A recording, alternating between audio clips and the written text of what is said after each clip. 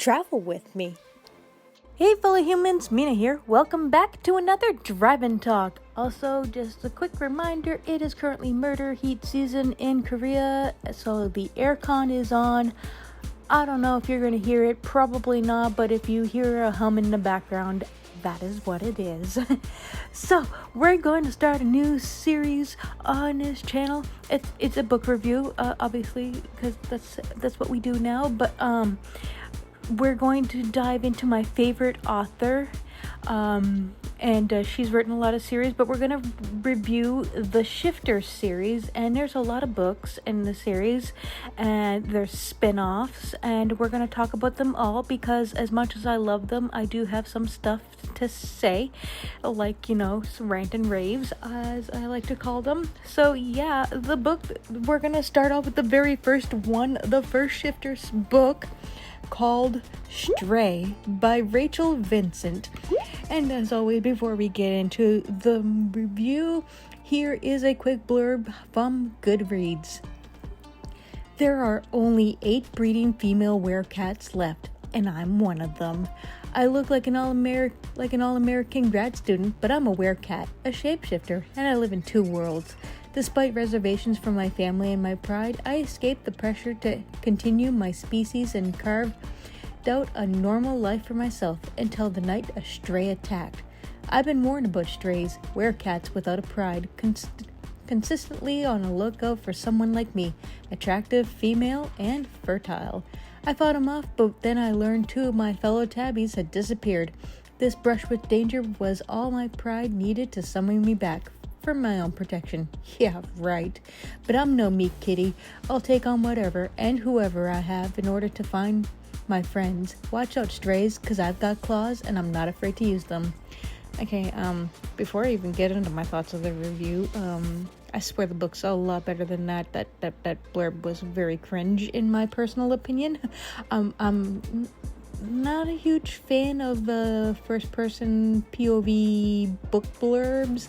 I don't know, they kind of scream cringe to me. But the book's great. It is in first person, but the book's great. How about you guys, my fellow humans? Do you like first-person POV book blurbs, or I don't know, thoughts? Let me know in the comments down below. But anyway, let's get into my actual thoughts of the book, and there will be some spoilers, so if you're thinking of reading the series has been out for a hot minute, but if you're thinking of reading it, just come back when you've done that. But yeah, I've read I read the series once, but I decided to do a reread, and this is where I give all of my reviews. I originally read them probably around like 2012-ish. I don't know, I can't recall, but it's been long enough that reading it now feels like the first time, and I'm excited to dive back into Vincent's first series to see if they still hold up. And I know this is only the first book, but you know what? They do. Sure, there are some issues that I've noticed now that I, for some reason, didn't pick up when I read them back in the day, but that doesn't take away from my enjoyment of Vincent's work. There is a reason everything she writes is an audit buy and usually a reread for me, though her Soul Screamer series will always be my first love and my favorite. So let's get a few things that bothered me out of the way. So rants and raves and reviews ahead. Just as a quick, before I get into it, the main character, her name is Faith. So yeah, every time Faith calls her dad daddy, it kind of creeps me out. I think it's because people use daddy in a more sexual way these days. I know this book was written in like the mid-2000s, and the sexual meaning wasn't around or as popular. It could have been around, but I didn't realize it. Still, I couldn't help but picture Faith, a full-grown adult, getting all childish and pouty when she calls her dad daddy. Nothing wrong with still call your parents mommy and daddy at an older age. I'm just saying that adults using daddies these days kind of holds a different meaning most of the time. Point number 2, I forgot how Mark was super territorial to the point where it's toxic masculinity. It wasn't romantic. It was kind of gross, and I forgot how the series goes. Well, we'll see, but I know Mark is endgame for Faith, and the attempted love triangle with Jace was also weird. The fact that her parents basically forced her to give forced her to be with Mark. Yes, she still wants him, but that's beside the point. Is also creepy, giving me arranged marriage vibes. I'm not sure how I feel about Mark at the moment. I think I like Jace more, but I do remember that Mark grew on me in later volumes, so we'll see if that still holds true. He really needs to stop claiming faith, however. I mean, yes, they're together at the end of the book, but the moment they reunite, he literally claims her and named his competition, and he gets rewarded for his behavior by getting Faith in the end. Next point, last when we finally have sex with when Faith finally has sex with Mark for the first time, she's technically cheating on Andrew, her human boyfriend.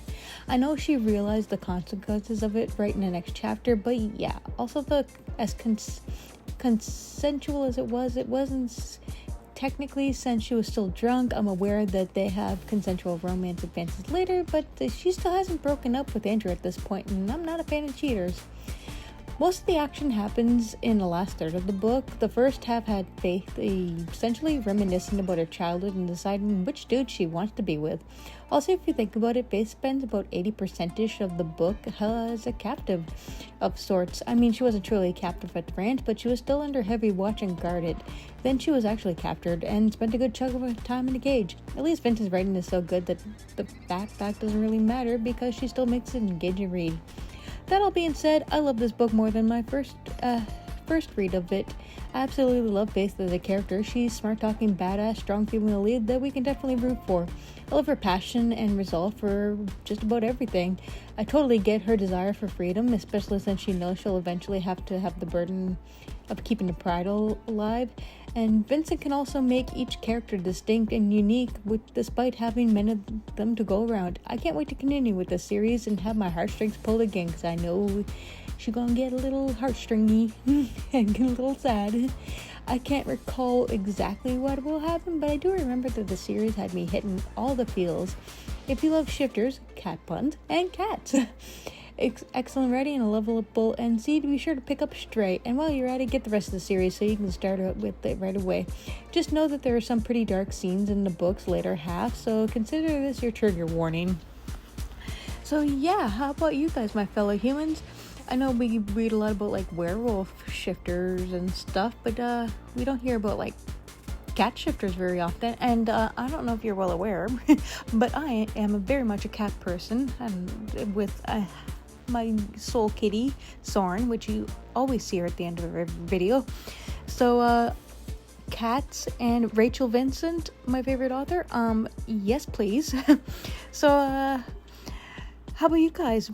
Do you think this is an interesting series? Would you read it? Yeah? No? Let me know your thoughts down below. I'd love to hear from you. Anywho, that's all I gotta say for now.